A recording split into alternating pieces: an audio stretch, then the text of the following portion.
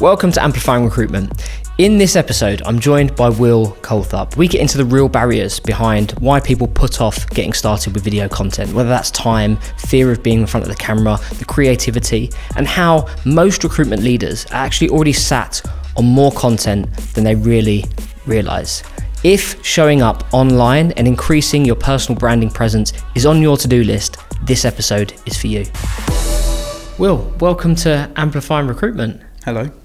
How do you introduce yourself to people? What do you when they who are you? What do you do? Yeah, videographer mainly, and for my sins, podcast editor, content creator, consultant. Like, I'm really passionate about helping people make better content because I see the power of it.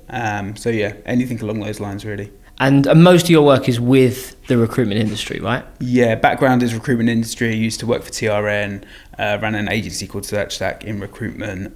So yeah, it's just sort of the area I gravitated towards, and passionate about recruitment businesses creating content because how they create communities is really important, and content is the scale of that essentially. So like they can literally scale their businesses through the content they create. And so if you think about like specifically about video content, that's the big thing, the hot thing at the moment, especially for a recruitment business. What's the impact of that, of consistent, high quality video content? I think it's just being known. It's just being known and being seen and being trusted.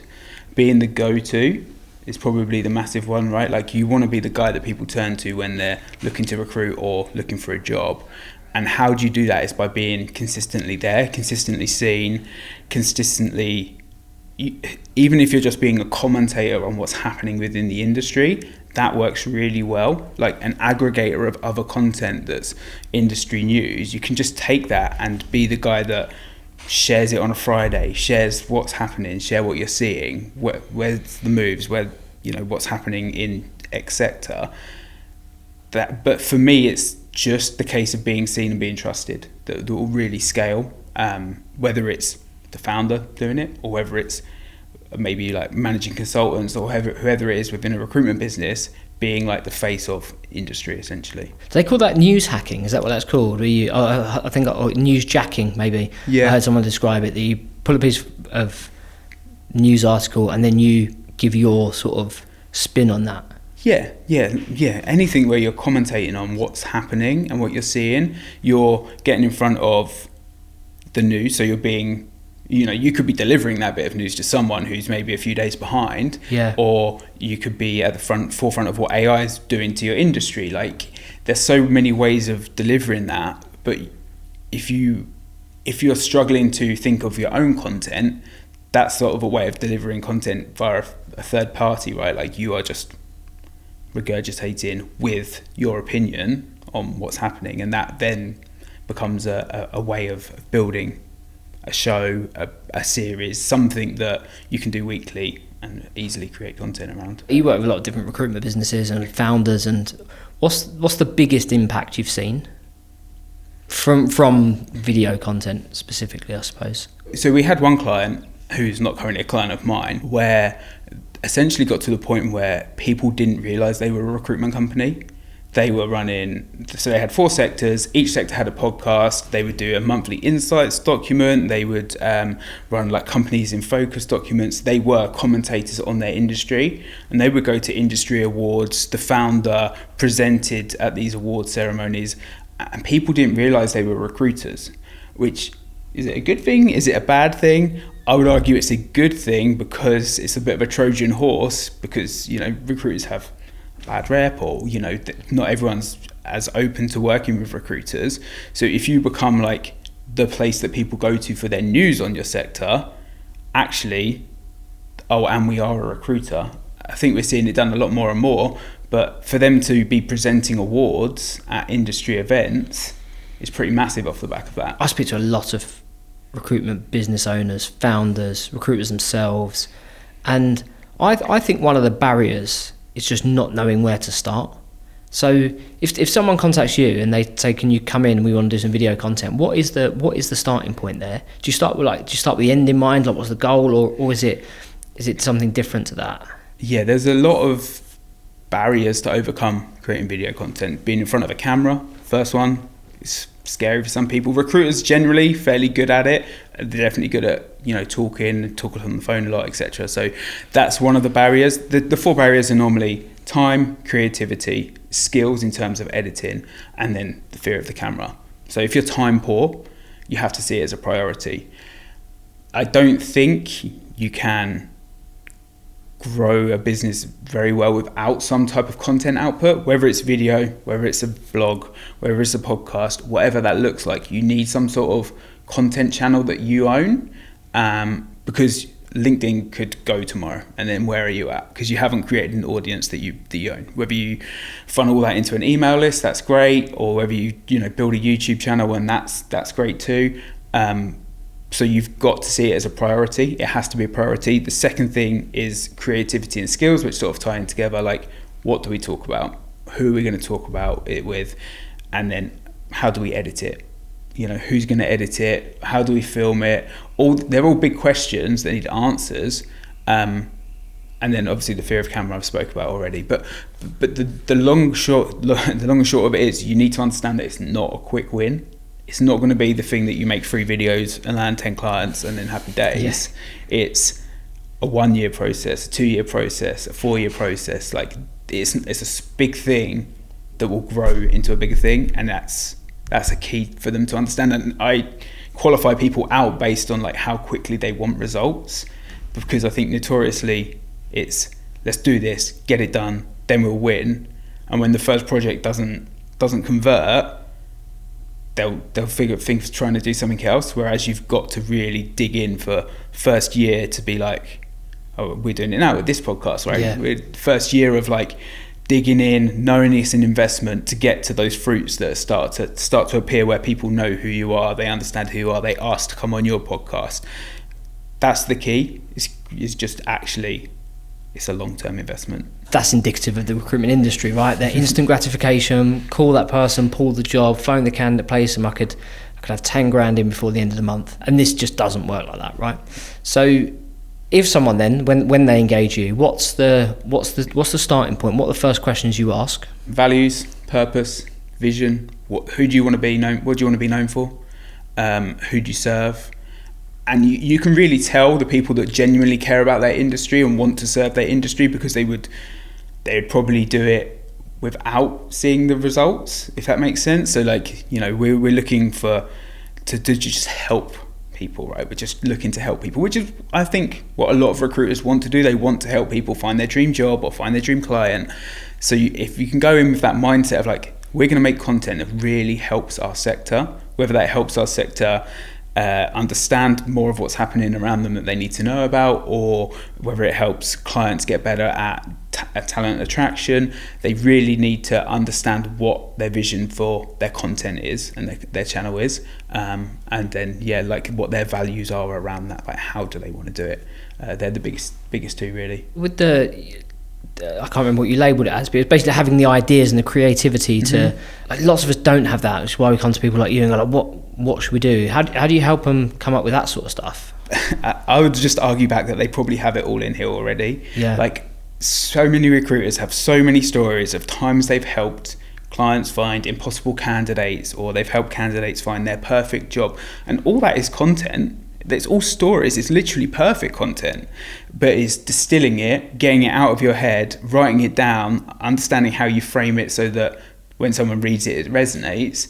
And all those experiences are the things that actually could just drive your content. Your content doesn't need to be, I think we live in a viral world where everyone thinks you need to do a silly dance or, come up with the next trend to really create impact, whereas actually you've just got to do something consistently for a longer period of time than you probably think. And if that is sharing on a Friday a client win for that week, or a candidate that you've placed and where they were and where they are now, like, there's so many stories that are just like actually great case study content and good experience for people to hear, that is literally all there. I don't think it needs creativity as in disrupting the industry or whatever that looks like. You just need to show up consistently and be there, because the long and short of it is, like, the content that we make doesn't go viral. We're making content for LinkedIn where you're talking to your ideal clients, who, you know, is essentially a much smaller group of people that we want to speak to, and that doesn't get thousands and thousands of likes unless you do that really bad recruitment agency video where they all got on the jet. Have you seen that one? Yeah. That one. Yeah. Then you go viral for the wrong reasons. Yeah. Like, actually, most of us, like you said, we don't want to go viral. We don't need to go viral. What you need is to be famous amongst a group of like 300, 400, 500, 1,000 people. I had something really interesting happen at a conference, and one of the speakers said, get up and go and say hello to someone that's at least 3 meters away from you that you don't know. And there was about 350 people in this room, all recruitment business owners and a few suppliers. And so I just caught this lady's eye. I was like, hi, I'm Jamie. And she was like, oh my God, you're famous. And I was like, am I? She was like, yeah, I see you on LinkedIn all the time. Now, obviously I'm not famous, but there's a group of people that I want to see my content, that see my content all the time. And it comes back to that being consistent thing, isn't it? And I think that's what most recruiters need. You don't need viral videos. You need videos that the same people keep seeing so that you're the go-to, right? Yeah. I think it's sometimes hard to really like nail what that first piece of content looks like. But once you get it, it just keeps coming. You'll just keep having ideas. You'll just keep thinking of new things you want to talk about. I speak a lot about getting the idea out of your head. As soon as you get the idea out of your head, whether you put it on a voice note on your phone and then listen to it back, and then you distill it, and then you distill it again until it becomes this, I call them bits, like I've got this bit about X or I've got this bit about Y, and then they're the things you kind of get known for and the things you want to talk about. But I think it's just that starting piece. It's really just like putting yourself out there. And I guess that it's the fear of people saying you don't know what you're talking about, or you don't actually know much about the industry, which can hold people back. Especially see it in some businesses where like the founder is really, really well known within their niche because potentially they build it in a time away from social media where you'd go to a conference and do your networking and people would have your email and your phone number and they would know you that way. And then the consultants come in, and whilst they're interested in the niche, they've never really built that network. So for them to then be like, oh, I'm an expert in my sector, you don't have to be the expert if you're just the aggregator, right? You can be the person that talks about what you're seeing, and that's okay. I find that one of the things that trips people up the most or worries people the most. They're like, well, I'm not an infrastructure project manager, so what right have I got to talk about this? Well, you know everything about the movers, the shakers, the other companies. You're doing this all day long. You're just speaking to people in this industry. So there's a ton of stuff you do know, and speak about the bit where you are an expert. You're an expert about recruitment in infrastructure management, aren't you? So it's staying in your lane. I'm not saying we're not saying you got to go and educate your client on how to, I don't know, win new work and do other areas of their business, or how to run their finance. It's specifically about recruitment that we're positioning ourselves as an expert in, right? Yeah, you could talk broadly about the industry, but then when you come to actually showing your expertise, it is recruitment. So yeah, that's the thing you talk about, right? So once you've done get the ideas out your head, and I've I write a load of them down, or a voice note them, whatever I do to myself, without going to someone like you, like I'm sure like some of this could be done, like to get started, you just got to get started, right? You could do this in-house. Like what do people actually need, like in terms of, I don't know, equipment, like editing, all some of the other stuff that you spoke about there? Yeah, I think, like you say, the best way is to get started and then see what you fall into. What you really need to do is figure out what your media channel looks like. So if you're going to run a podcast, that in itself is a media channel. If you're going to run a YouTube channel where you do vlogs or you do talking head videos, that's a media channel. But it's owned, right? Like, so you own that content, not LinkedIn where you may post some of it, but you own the content. And that therefore gives you a position to be a thought leader in the industry. Like that in itself is plenty to do that. In terms of equipment, phone, camera, an app that can do captions is kind of all you need. If you're not too au fait with like recording and editing, like you can literally edit in Instagram app, in the TikTok app, like you can edit in these apps and download it, but like something like CapCut, something like Descript are perfect for captioning videos and just starting. Scrappy on your phone with a tripod, nice bit of lighting. If you haven't got lights, sit by a window and just have some light on your face. That's literally all you need. And I think that, I often get messages like, what equipment do I need? And like people looking at like $2,000 cameras and like, you don't need that, not yet. Like, yeah, you can buy it and it will look good, but if your messaging's not right, like it doesn't matter how good the animations are or any of this is. It's the messaging that you need to get right first. And the first 10 videos will probably suck. They probably suck. And you've just got to get through that. And even if you just start filming yourself but don't post it or don't even watch it, like just the picking up your phone and putting it up to your face, that causes a reaction in some people. So like just getting over that type of stuff is what they need to really be doing. There's definitely that thing of start now, get perfect later, isn't there? And too many people are trying to be perfect from the off. Yeah, I think something else you said there, right? I saw this concept from a public speaking coach. Be keen to get your thoughts on this.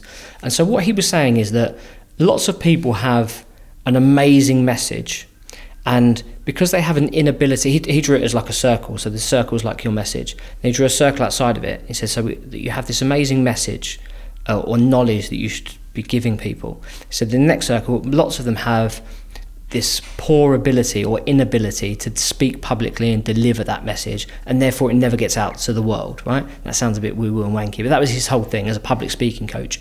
And so he was like, so I'll train you to get this circle and the public speaking bit nailed.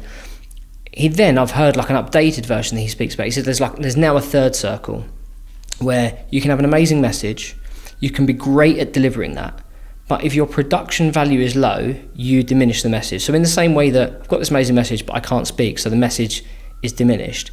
If you've got a great message, you can speak, but your production value is poor, that then the whole message gets diminished as well. And I see this with people having a go, so I'm not criticizing them for having a go, but they're saying good stuff, but because it's recorded and it looks a bit crap, it's maybe not been edited very nicely, or their background has got a load of dirty washing behind them, it diminishes it pulls from the core message. Definitely makes sense. I think there's just a really fine balance, because if you've got to refine the message before you can make the visual. So like it's like you've got to cover point 1 first. What's my mission? Like, absolutely, really, yeah. Point 2, okay, I can deliver this. I know how to talk to the camera, and then the production quality comes up. I think you can, if you start, like you say, if you start out on that third circle and work your way back in, you're kind of going to waste time. Much better you get good at doing it on a phone and then get a videographer in and get comfortable with a camera and like how that works. But yeah, essentially at some point you need to get away from using the auto caption on an app or using your phone or however that looks. You need to think how you can improve it. And obviously it's an investment of time, it's an investment in skill, it's an investment in a team to do that. But there is a piece around like it needs to look good. There's reasons why Stephen Bartlett, Gary Vee have videographers follow them. It's because for me, I'm trying to vlog doing this, editing your podcast, producing your podcast today. I'm trying to give you a good service as a client. I'm trying to engage with your clients that are coming in, so it's not like so there's 3 or 4 things going on. Actually, you need to outsource some of that at some point to make better content. In my head, where we're going to go with this now is video content will have to be some sort of on the move in the life. We're not going to be able to do this talk down the camera for much longer before AI comes along and you can just replicate what is being said, whether it works or not. But for a while, I could take this clip here and make 100 versions of it where I say a different thing, and just push them out there. And people are going to start not trusting that type of content, where they are going to trust the type of content where I get out the car, get on the train, come here, film outside, like all these type of things where they can see me doing something and really like believing in what I'm doing.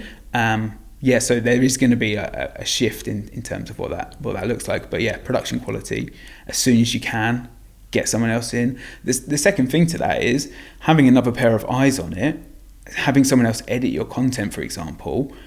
It's like that third party assistance with it. They're removed from the content. You are emotional about what you've created. Yep. So you will either be hypercritical and second guess everything and then not want to publish it, whereas an editor will say, no, it's actually really good, or no, let's chop these bits out, and they might be the bits that you thought were the best bits. So you're actually just outsourcing that emotional part to seeing it. There's a fine line between this content being art and it just being content, and you need to find that balance. Lots of recruitment companies now will have a marketing person.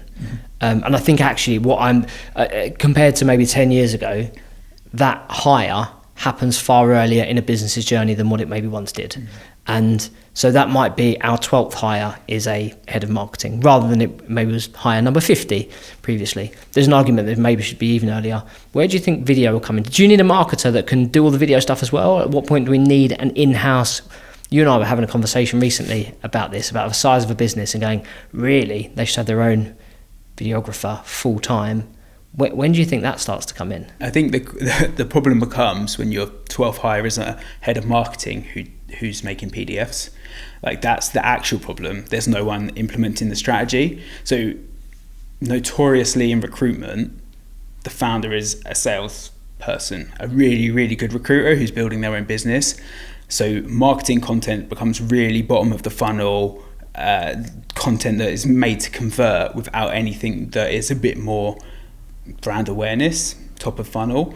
And that's the problem that creates. Is like, you've got a marketing manager who probably could nail a really good brand awareness strategy, come up with some really interesting creative concepts, but they're not given the time to do that, because creativity takes time. But in terms of having a videographer like in your business, what we're seeing a rise of is founder-led content, and actually having a content creator that is for the founder. So whether that's someone that just does all their personal branding content, whether it's a videographer, whatever that looks like, someone that comes in and takes ownership of that founder's content and drives that.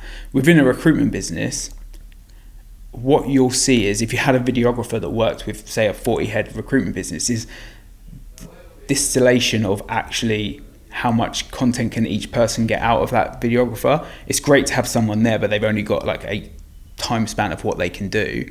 So you'll find that, the videos might just be, a quick talking head here, a quick talking head there, 1, 2, and that doesn't create like that consistency.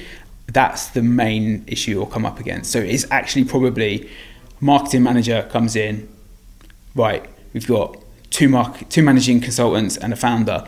If we run as personal brands and we have one person that's job is, they're potentially like someone who's good at video but can do the rest, that's what you're going to see, a rise of those people who are confident content creators that know how to edit a video. Like, maybe they're not videographer editor standard, but they can churn out a vlog or a behind the scenes or a day in the life, and they know how to craft a good video, but they can do other bits. So, I think one person could run 3 people's personal brands in that instance, and then just really focus on dialing those up. And then, right, we've got these 3 going, right, next 3, get another person in. And then you create a content team that's just focused on founder-led content, leadership-led content. Seeing more and more of that, people normally outsourcing it. Mm-hmm. Well, I am anyway. Business owners, founders, outsourcing that. Like, I've got a personal brand manager that does all that for me. Yeah, I think there's a big rise in it. I've seen some massive companies hire founders. I think PayPal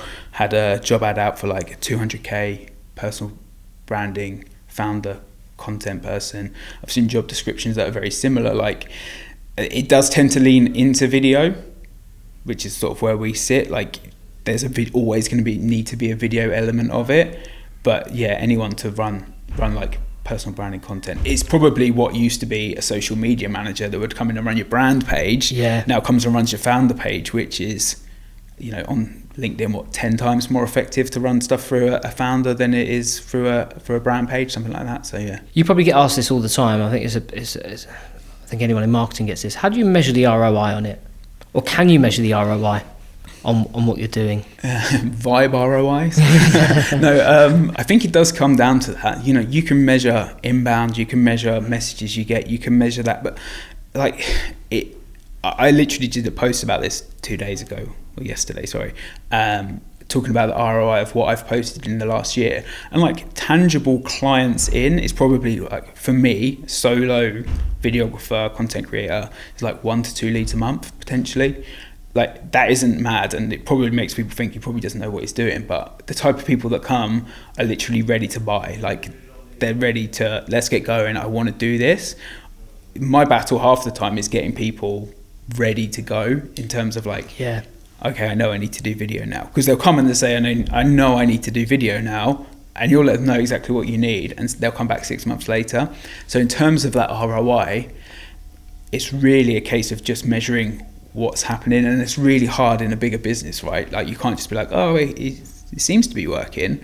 And that's probably why most of these projects fall down, is because you're getting to that point where you've seen the thing where like the guy's just about to get to the gold and he stops digging. Like that's kind of where it's at. It's like you're getting to that point where the gold's about to come and you've given up, and it's really hard for people to see that.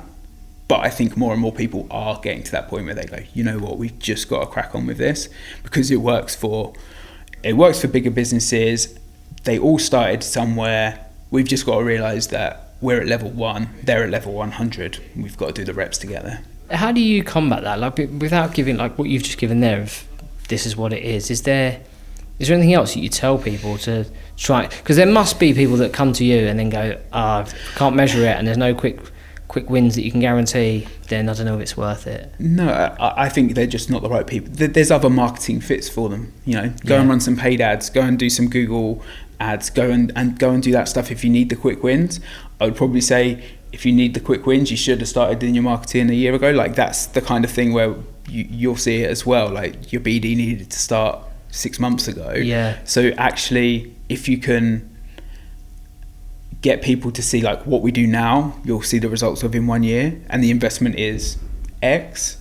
You know, a lot of the time for a recruiter, like if they're recruiting into leadership roles, what I do over a course of a year is less than like one placement. So actually, like it's not crazy to think that we could maybe get 10 placements from the back of the content over that year. Like sometimes it's a no-brainer if you think of it like that, but I can't be like, oh, I guarantee you that you're going to close X amount of clients, because recruiters are recruiting people to people, and that even in itself is a impossible job, right? Yeah. On that then, I suppose like there'll be people listening that go, I'd like to have a conversation with you, like how do I work with you, and what's the best way for people to do that? Find me on LinkedIn, where I'm currently vlogging my life, to see how that works. But yeah, I'm on LinkedIn. That's the best way. Yeah. And I suppose the great thing about that is people can see what you actually do before they engage you, can't you? Like your work is there for all to see. It's a bit like, you know, I've got to show what I can do in terms of what we deliver. You wouldn't go to a chef that said he could cook, would you? Like, you kind of need to actually see that I can do it, and what we're doing is engaging and valuable. I always battle with my vlogs because sometimes I don't add value. So like I've now added like a top tip that I'll try and get in every vlog, have something that's really, really valuable and not just try to entertain. But yeah, like come to my LinkedIn, have a conversation. I'll talk about video all day long, and content in general. Lovely. I speak really highly of you to anyone that will listen, because obviously you help me enormously with all of my content. So thank you very much for joining me, mate. Thanks, mate.